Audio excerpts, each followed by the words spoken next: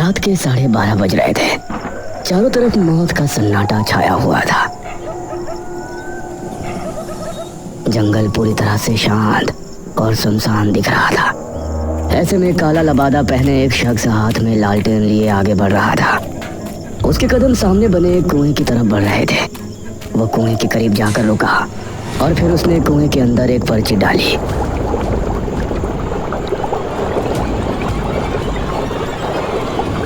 उसने जलता हुआ लालटेन भी कुएं में फेंक दिया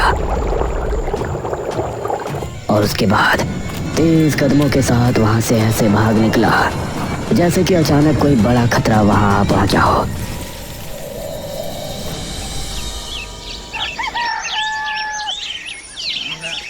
अगली शाम इसी गांव में रहने वाली एक औरत कल्याणी अपने आंगन में बैठी हुई थी। उसकी बहू आंगन में झाड़ू लगा रही थी। अरे ओ सुस्त मुर्गी, कब तक तू उसी कोने में लगी रहेगी? अब आगे बढ़कर यहाँ की भी झाड़ू लगा दे। यह सुनकर घूंघट वाली बहू चारपाई के पास आई और वहां से झाड़ू लगाने लगी और उसकी सास कल्याणी उसे देखकर मुस्कुराने लगी। उसके बाद एक काम वो बहू को बताती जा रही थी और बहू भी बेचारी काम करती जा रही थी। कल्याणी इसी तरह से अपनी बहू पर अत्याचार करती थी और बहू बेचारी अपने घर को बसाने के लिए उसकी हर एक बात माना करती। रात के समय कल्याणी अपने कमरे में सो रही थी। तभी उसके चेहरे पर पानी की धारा छपाक से पड़ी। अरे कौन है? इतनी रात में इतना गंदा मजाक? कल्याणी ने उठकर देखा तो उसके आसपास कोई नहीं था। उसने देखा कि आंगन में घर के बाहर से पानी बहता आ रहा है। अरे पानी कहाँ से बहता हुआ आ रहा है? ऐसे तो पूरे बरामदे में कीचड़ हो जाएगी। पानी कहाँ से आ रहा है ये देखने के लिए वो घर से निकली और पानी की लहर जिस तरफ से आ रही थी उसके साथ साथ आगे बढ़ गई।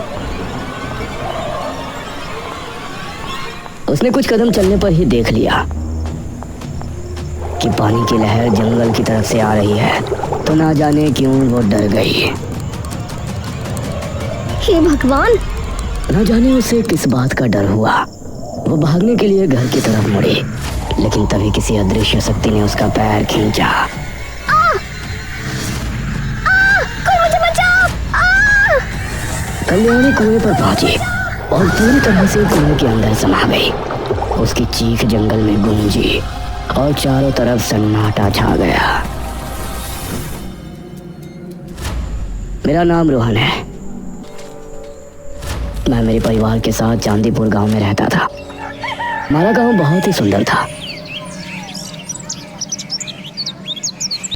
और हमें यहाँ रहते हुए किसी तरह की कोई परेशानी नहीं होती थी। मेरे दादा और दादी सरूरपुर गांव में रहते थे और वो हर महीने मुझसे मिलने आया करते थे। दादाजी, दादी जी। उनको देखते ही मैं उनसे जाकर लिपट गया। अरे हमारा रोहन, कैसे हो बेटा? मैं तो अच्छा हूँ दादा दादी, आप दोनों कैसे हो? जीता रहे बेटा, हम भी ठीक हैं।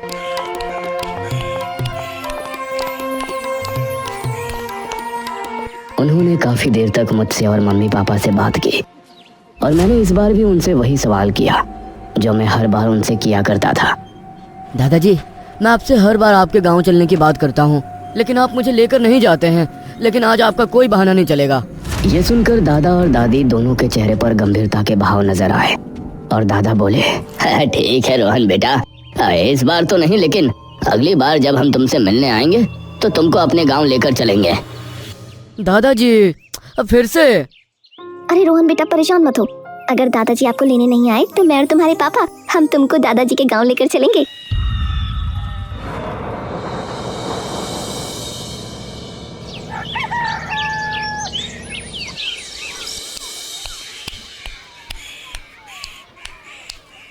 अगले महीने दादा मुझे लेने आए।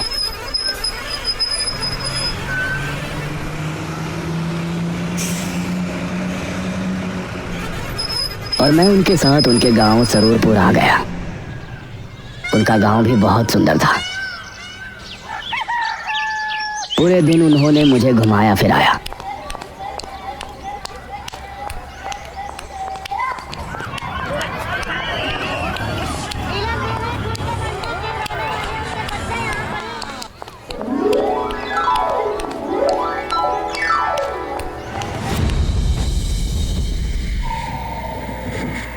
और शाम के समय। दादाजी, आपने मुझे गांव तो घुमा दिया, लेकिन जंगल तो दिखाया ही नहीं। मुझे जंगल भी ले चलिए ना।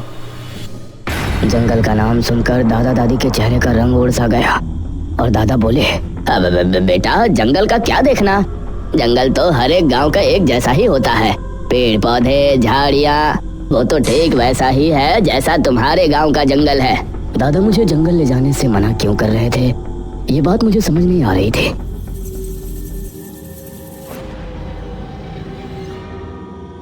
रात होने पर हम सभी आंगन में खाट बिछाए सो रहे थे। तकरीबन 12:30 बजे मुझे एक आवाज सुनाई दी। रोहन, रोहन। यह आवाज सुनकर मैं उठा और इधर उधर नजरें दौड़ाई तो मुझे आसपास कोई नजर नहीं आया। रोहन इधर आओ, मैं यहाँ हूँ। मैं खाट से उठा और दादा को जगाने ही वाला था कि तभी। रोहन, अगर तुमने किसी को भी जगाया तो मैं चली जाऊंगी। तुमको जंगल घूमना था ना, मैं तुमको जंगल घुमाऊंगी। यह सुनकर मेरे चेहरे पर खुशी छलक आई।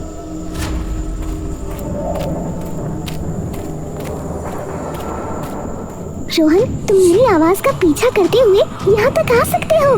मैं जंगल की तरफ हूँ। मैं उस आवाज का पीछा करता हुआ जंगल की तरफ रवाना हो गया, लेकिन मैं जितना आगे बढ़ता वो आवाज भी दूर होती जा रही थी।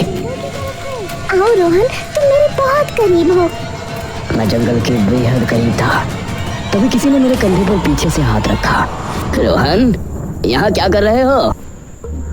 दादाजी, वो मैं। चलो घर चलो, इतनी रात में यहाँ घूम रहे हो, तुमको डर नहीं लगता? दादाजी फिर से मुझे घर ले गए।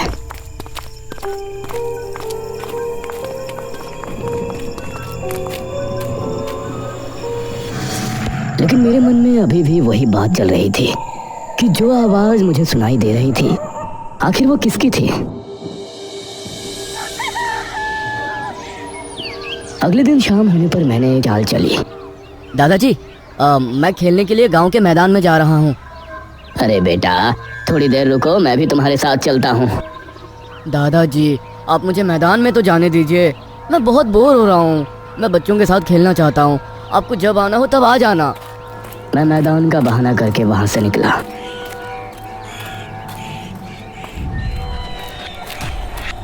शाम ढलने लगी थी और अब मध्यम अंधेरा शुरू हो गया था।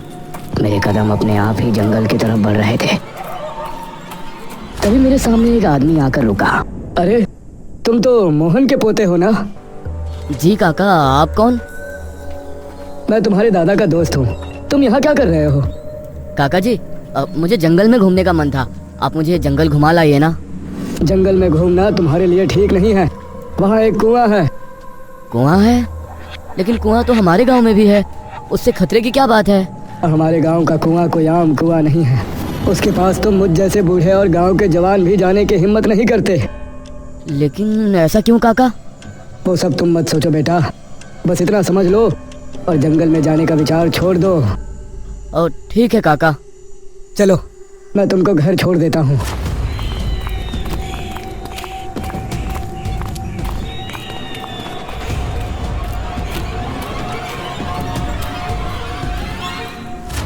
उस रात सबके सोने के बाद मुझे फिर से वो आवाज सुनाई दी। रोहन, रोहन, जल्दी उठो और मेरे साथ चलो, मैं तुमको आज जंगल दिखा लाती हूँ। अरे, ये तो वही आवाज है जो कल रात को मुझे सुनाई दी थी। हाँ, मैं वही हूँ। तुमको जंगल घूमना है ना? आओ, मैं तुम्हें जंगल घुमा लाती हूँ। लेकिन आप हो कौन? ना सामने आती हो ना दिखाई देती हो। मेरे इतना कहने के बाद मुझे जंगल की तरफ एक धुआं सा नजर आया।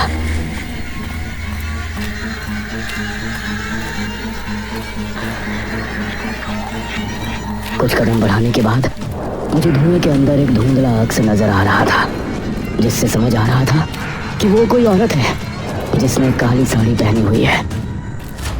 रोहन, तुमको पहले भी समझाया गया है ना कि जंगल की तरफ जाना ठीक नहीं है।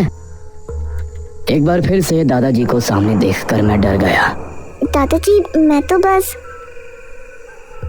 कुछ नहीं, चलो अभी के अभी घर चलो। दादाजी फिर से मुझे घर ले आए।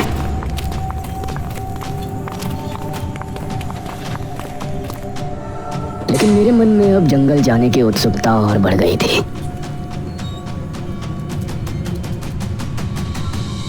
दादाजी के घर के पास ही एक वैद्य जी रहते थे। सुबह सुबह एक गुहार से हम सभी की आंखें खुल गई। वैद्य जी मेरे पति को बचा लीजिए, वरना मैं भी मर जाऊंगी।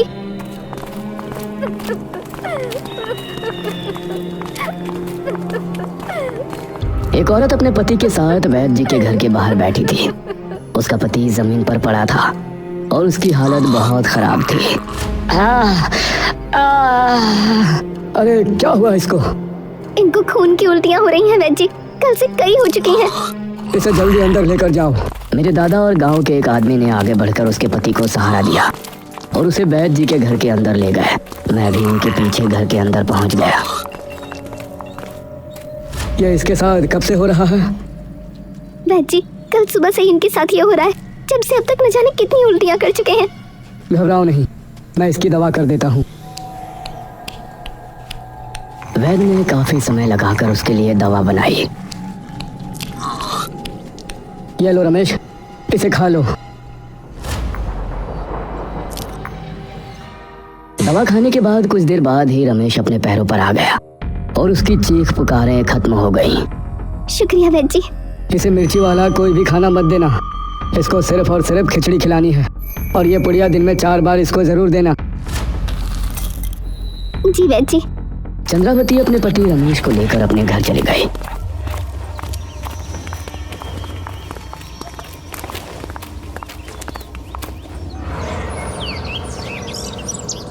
दोपहर के तकरीबन 4 बजे के समय फिर से वो औरत अपने पति को लेकर वैद्य जी के पास आई।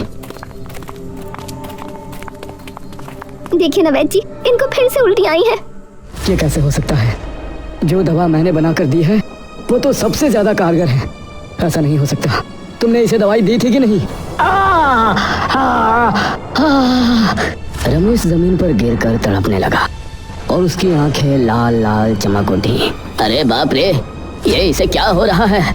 अब वैद्य जी भी उसकी तबीयत देखकर हैरान रह गए थे। वैद्य जी कुछ कीजिए ना। माफ करना, मुझे कुछ समझ में नहीं आ रहा कि इसे कौन सी मर्ज है। इसे अब कोई नहीं बचा सकता।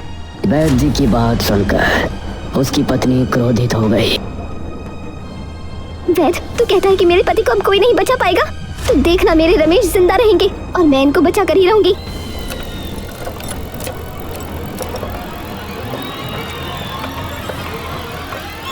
उस रात मैंने पक्का इरादा किया कि आज जंगल जाऊंगा और उस कुएं पर भी होकर आऊंगा। मैं मौका देखकर रात को 12 बजे के समय आखिरकार घर से निकल ही गया। लेकिन बड़े ताज्जुब की बात थी कि आज मुझे कोई आवाज सुनाई नहीं दे रही थी। मैं धीमे कदमों के साथ जंगल की तरफ बढ़ रहा था। दिल में डर के साथ साथ एक एक्साइटमेंट भी थी कि आज मैं उस कुएं को देखने वाला हूँ, जिसके बारे में इतने दिनों से कुछ न कुछ अजीब सुनता हुआ आ रहा हूँ। मैं जंगल पहुंचने ही वाला था, तभी मैंने एक दृश्य देखा। काला लबादा पहने हुए, हाथ में लालटेन लिए कोई औरत जंगल की तरफ जा रही है। अरे ये तो वही आवाज है जो कल रात को मुझे सुनाई दी थी।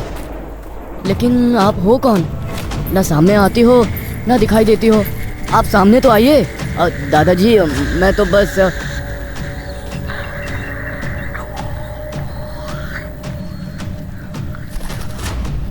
वो उस कुएं के पास जाकर रुक गई। मैं पहली बार उस कुएं को देख रहा था। उस कुएं के आसपास का वातावरण बहुत ही अलग था। यहाँ गर्मी के मौसम में भी बहुत ठंड थी। सही में हमारे गांव के कुएं के पास जिस तरह की शांति और सुकून महसूस होता था, इस कुएं के पास अजीब सा सन्नाटा महसूस हो रहा था। उस औरत ने कुएं की पटरी पर लालटेन रखा और उसके बाद अपने दूसरे हाथ में पकड़ा एक चश्मा, जो कि नजर का चश्मा लग रहा था। उस चश्मे को उसने कुएं में फेंक दिया। बाद उसने लालटेन भी कुएं में फेंक दिया और फिर तेज रफ्तार के साथ वहां से भाग निकली। उसको भागता हुआ देखकर अब मुझे भी कुछ समझ में नहीं आया। मेरे भी दिल में अजीब सा डर बैठ गया था और अब मैं भी घर की तरफ भाग रहा था। कुछ ही देर में मैं घर पहुंचा। मेरी सांसें बुरी तरह से फूली हुई थी, कुछ भी समझ में नहीं आ रहा था। तभी दादाजी खांसने लगे। उनके उठने से पहले ही मैं खाट पर लेट गया और फिर अपनी आंखें बंद कर लीं। अगली सुबह हमारे उठने के फौरन बाद ही गांव के मुखिया दादाजी के पास आए। मुखिया जी आप? हाँ महेश बाबू, सुना है कि रमेश ने कल से खाना पीना बोलना सब छोड़ दिया था हो सकता है आज वो अंतिम सांस ग्रहण करे, इसलिए पहले ही उसके घर अफसोस करने जा रहे हैं। आप भी साथ चलिए। हाँ हाँ मुखिया जी, मैं भी आ रहा हूँ। अब दादाजी और गांव के कुछ लोग मुखिया जी के साथ चल दिए और मैं भी उनके पीछे हो लिया।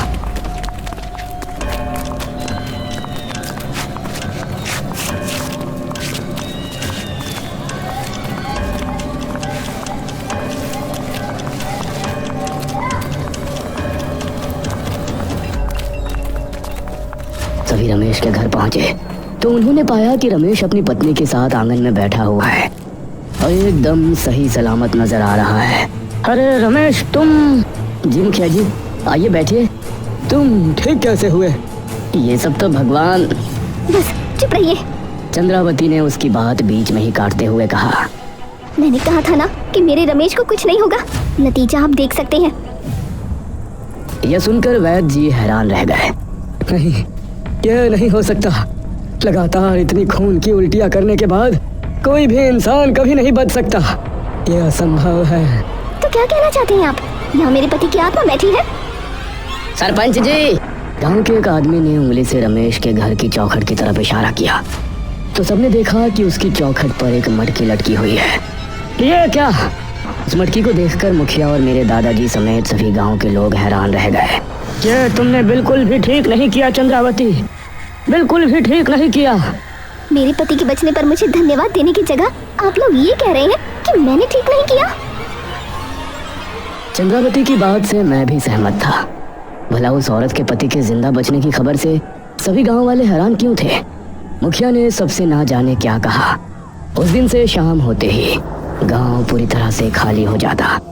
सभी ने शाम में घर से निकलना भी बंद कर दिया और गांव के कुछ लोग हाथ में हल्दी की गांठें लिए हुए गांव की गलियों में घूमते और कोई बाहर दिख जाता तो उसे उसके घर छोड़कर आते।